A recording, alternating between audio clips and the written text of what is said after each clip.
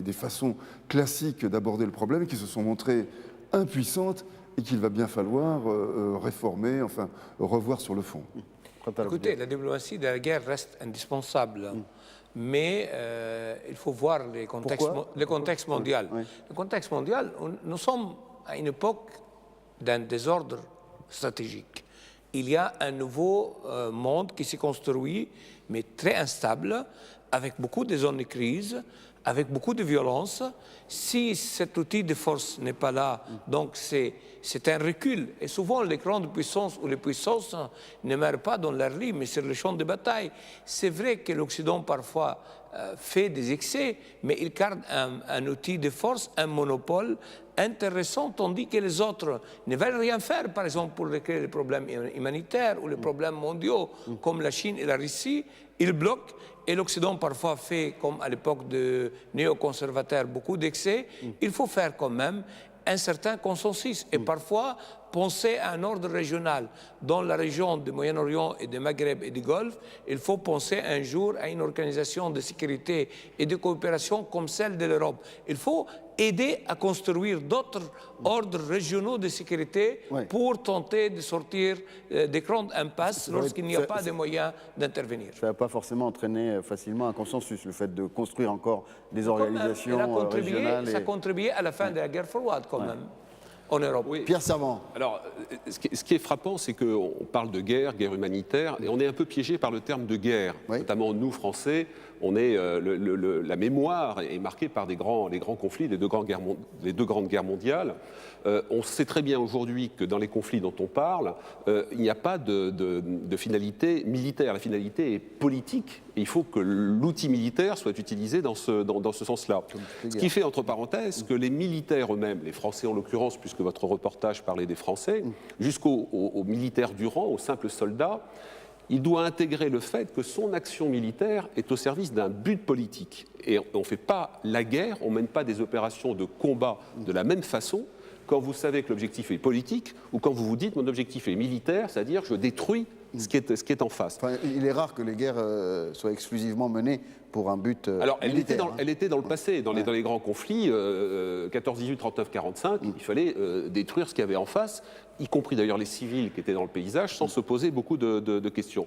Et pourquoi la France intervient de cette façon sans doute parce qu'elle y a intérêt, sans doute parce qu'il y a une stratégie d'influence, parce qu'elle est membre permanent du Conseil de sécurité, mais parce qu'elle a un outil qui sait faire et que très souvent la communauté internationale, quand elle a pris une décision d'intervention, elle se tourne autour de la table, le général Desportes connaît ça très bien, moi aussi, en disant qui est-ce qui a envie de mettre des soldats, des troupes, des moyens là-dessus. Et comme par hasard, à ce moment-là, les bonnes âmes qui protestaient contre les atteintes aux droits de l'homme, etc., disaient « Oh là là, vous savez, nous c'est compliqué, ça coûte cher, on n'a pas beaucoup de militaires, notre opinion publique n'est pas favorable. » Eh bien, en fait, c'est toujours un peu les mêmes pays qui s'y collent. Bon, c'est comme ça. Et c'est aussi parce que le soldat français est reconnu pour un savoir-faire, et là la professionnalisation a joué un rôle important, un savoir-faire pour être capable d'intervenir l'année dernière en Afghanistan dans une configuration très particulière, en Côte d'Ivoire dans un cas de figure complètement nouveau, et en Libye, je rappelle que les trois armées, air, mer, terre, sont intervenus successivement et simultanément dans un conflit qui a duré 6 mois avec un certain succès. Donc on a encore pour l'instant un outil qui sait faire, des soldats qui savent faire, et c'est aussi pour ça que la communauté internationale, de temps en temps, dit bon, les Français, les Anglais, il n'y a pas beaucoup de pays qui ont envie et qui peuvent intervenir dans ces configurations très compliquées. Vincent Desportes. Alors je voudrais rappeler évidemment que toute finalité de la guerre est politique. La guerre n'est jamais que l'instrument de la politique. Et donc, au niveau sous-stratégique, au niveau opératif, on peut avoir des buts militaires. Mais quoi qu'il arrive, une guerre qui n'aurait pour objectif que des buts militaires ne serait pas légitime. Ce que je voudrais dire, c'est que la guerre ne sait pas produire la paix. Ce que sait faire la guerre, elle sait produire des conditions qui éventuellement vont conduire à la paix. Ça, c'est tout à fait important. Et que donc, avant d'intervenir, il faut voir si ces conditions sont à peu près remplies. Le cas de la Côte d'Ivoire est tout à fait intéressant parce qu'on savait que là, il était légitime d'appuyer le président démocratiquement élu et que le coup de pouce donné par la guerre allait permettre l'établissement de ce nouvel ordre politique. Mais si ces conditions ne sont pas réunies, et en Syrie, elles ne le sont pas, ça n'est pas la peine de prendre l'outil guerre pour conduire sa diplomatie. Un tout tout petit élément, puisqu'on va sans doute avoir les résultats de l'élection au Sénégal. Oui. Donc je pense que s'il y a alternance, comme il semble, c'est certainement dû à la maturité de ce pays et il faut leur rendre hommage. C'est Macky Sall qui est élu. Mais je me demande si dans la tête du président Wade, ce qui s'est passé en Côte d'Ivoire l'année dernière n'a pas joué aussi un certain rôle en se disant, bon, il ne faut peut-être pas trop jouer avec la communauté internationale et avec les élections. Ouais. Bon, c'est peut-être un élément. Ce qui s'est passé aussi au nord de l'Afrique et le contexte général des révolutions. Et, parce qu'il y a un moment où on se demandait si on n'allait pas pouvoir. Repartir dans un scénario à l'ivoirienne au Sénégal. Ronnie Broman, pardon, pour terminer, il y a eu le concept de droit d'ingérence, de guerre humanitaire, d'intervention pour sauver les populations. Qu'est-ce qui manque aujourd'hui aux institutions internationales pour permettre, selon vous, de mieux venir en aide à ces populations civiles qui sont massacrées, qui sont persécutées dans plusieurs endroits du monde? Il ne manque pas d'outils, il manque de la volonté de s'en servir. Tous les outils sont là, il ne faut pas en créer de nouveaux. Les instruments juridiques, les mécanismes de décision, les possibilités pratiques d'intervenir sont là. On a du droit international humanitaire, on a une Cour pénale internationale. Moi, personnellement, d'ailleurs, je n'en suis pas un avocat farouche, mais enfin, il y a... c'est quand même la souveraineté des États qui prime et la décision de chaque État fait qu'on peut ne pas intervenir, et c'est le cas actuellement. Oui, mais enfin, moi je ne pense pas qu'au stade où nous en sommes, la souveraineté des États soit un gros mot. La souveraineté des États, c'est aussi une protection des faibles contre les forts. Ouais. Ça n'est pas, c'est comme le droit, si vous voulez, en général. Donc il ne faut pas faire de la souveraineté. Donc les instruments sont là, mais qu'est-ce qui manque alors? Qu'est-ce qu'on pourrait faire? Il manque, disons, l'élan démocratique qui n'a pas encore soufflé, en tout cas pas soufflé suffisamment fort dans l'ensemble du monde, car on peut tout de même, sans idéaliser cette situation, se rappeler qu'il est beaucoup plus difficile à deux États démocratiques qu'à des États non démocratiques de se faire la guerre et d'utiliser la violence plus généralement. D'ailleurs, c'est moins la question de la guerre que la question de l'usage de la violence, quel qu'en soit l'objectif qui est ici en question.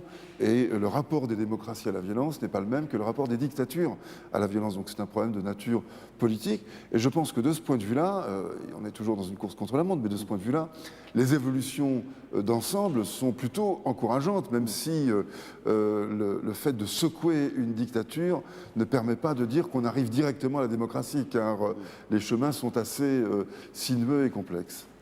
Une solution alors? Une solution, pour moi, il y a une crise quand même de leadership mondial. Manque de volonté politique ou beaucoup de désordre stratégique, mais il y a une crise de leadership. Et si, pourquoi il faut un leadership on le voit avec Obama, on le voit maintenant, même si maintenant un jour on demande beaucoup à l'Occident de laisser tomber, la crise va accentuer. Pour cela, il faut déléguer aux organisations régionales plus de pouvoir, plus de moyens.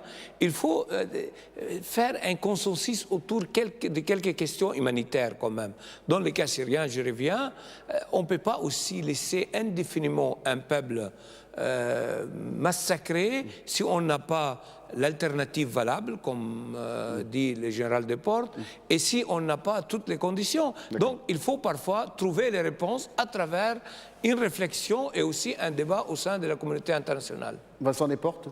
Non, simplement, les États ne doivent pas se départir des moyens qui peuvent leur permettre d'intervenir éventuellement dans ces crises, parce que la morale et l'avenir pourraient leur reprocher. Alors, je vais être un peu trivial, il faudrait lâcher un peu les baskets de l'Occident et que les organisations régionales prennent leurs responsabilités.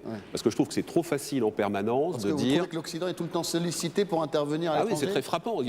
Tous ces conflits se situent dans des zones dans lesquelles vous avez des organisations... c'est quand même l'Occident qui a décidé d'intervenir, là, pour le cas libyen, c'est quand même Nicolas Sarkozy et... Non, c'est le Conseil de sécurité, les membres permanents... L'impulsion politique, Pierre Servan. On peut dire l'impulsion, mais après avoir dialogué avec d'autres institutions, etc. Et justement, l'Union africaine, la Ligue arabe, avec des... Donc lâcher les baskets de l'Occident, je reprends votre terme. Ben oui, ce que je veux dire par là, c'est qu'il faudrait que les organisations régionales, et à chaque fois il y en a qui existent pour chacune des entités, prennent ses responsabilités et ne soient pas dans un double jeu, parce qu'ils sont dans des agendas politiques, dans des liens politiques, puis quand ça se passe mal, c'est les Américains, c'est les Français, c'est les Anglais, etc. Et sinon, prévention, c'est difficile, mais prévention, développement, parce que démocratie. La plupart démocratie. Voilà.